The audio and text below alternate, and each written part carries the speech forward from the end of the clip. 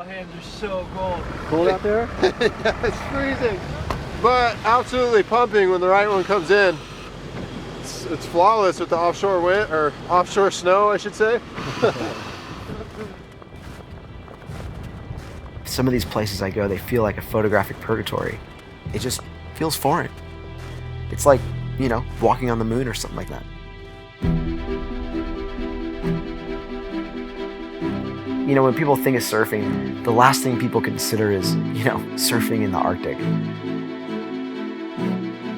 The contrast of going to these harsh, remote environments and having surfing be your means of exploration, it doesn't get any better than that. I feel almost driven to document the Arctic, and in a lot of ways, Arctic surfing.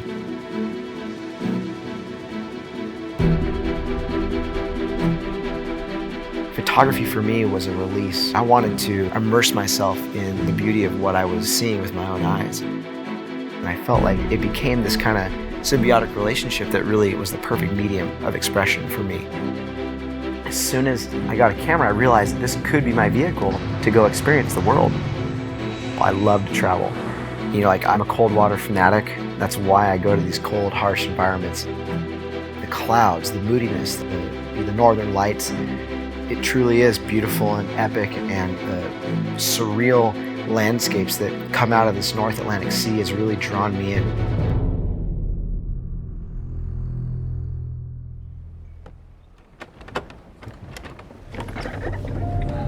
This morning we had to shovel out the car for about an hour before we could even get out of the driveway, and we had about 5 to 6 feet of like snowdrift last night, and it's just packed beyond belief.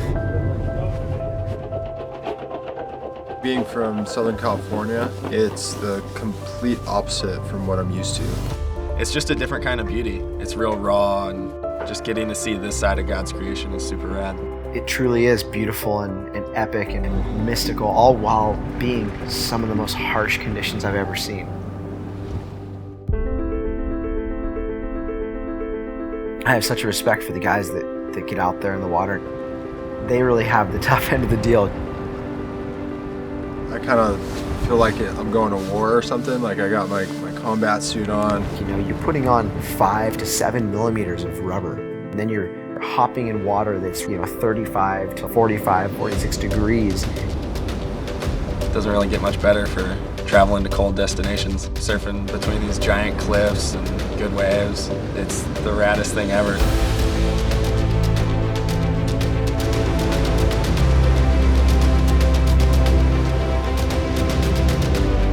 When you're first paddling out, it's kind of a shock, and then within 2 minutes, you start feeling your core temp drop.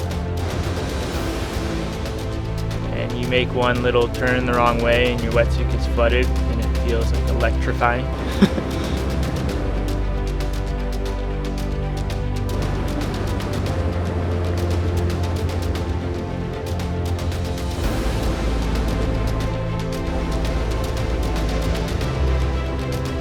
The ocean, for years, has been considered by a lot of the locals in these places such a dangerous, scary place. And when you see, you know, these professionals working in such an amazing way, riding storm surf with crazy undertows and huge currents and winds from some of the roughest seas in the world.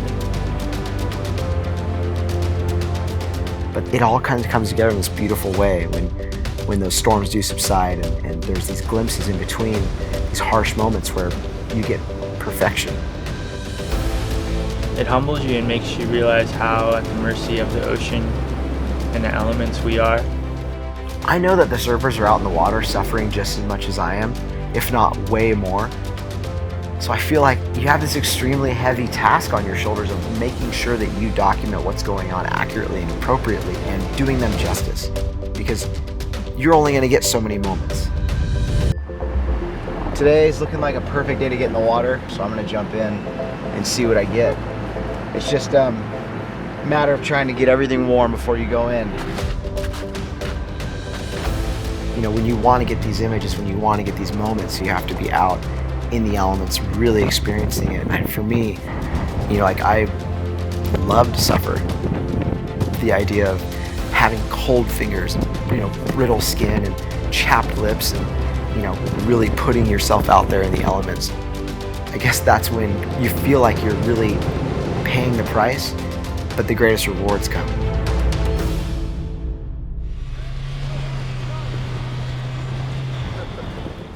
Real deal right now, dude. This stuff's so slick.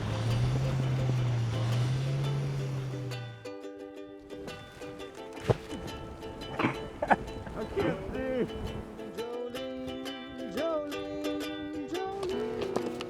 I think the surf community is a passionate bunch. I mean, it's just such a beautiful way to interact and to share experiences with people. And I think that experience is what draws you all closer. It makes you feel like you're part of a group. We all want to see what's out there. We all want to push past that next headland and see if there's a better wave on the other side. And I think that experience is what draws you all closer. That community, I feel like it's like family. I think as photographers, our goal, at least my goal, is always to inspire people. And if you're not sharing your work, then what are you doing?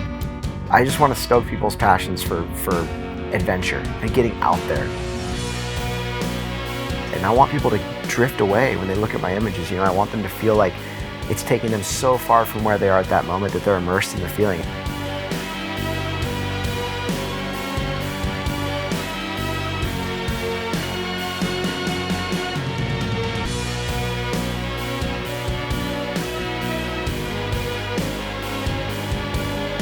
I think that the adventure that comes from going to these places where you could easily go there and never get a single rideable wave. But what you do get when you get that, it's like the reward of, bagging a new summit or like climbing to the top of like some unnamed peak. It's just, I don't know, there's a surreal victory that comes from that.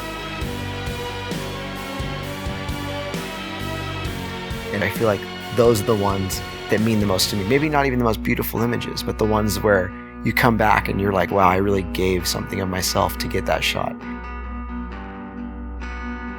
I think that's the beauty of going to those places, is learning new things about yourself every time you take a photograph.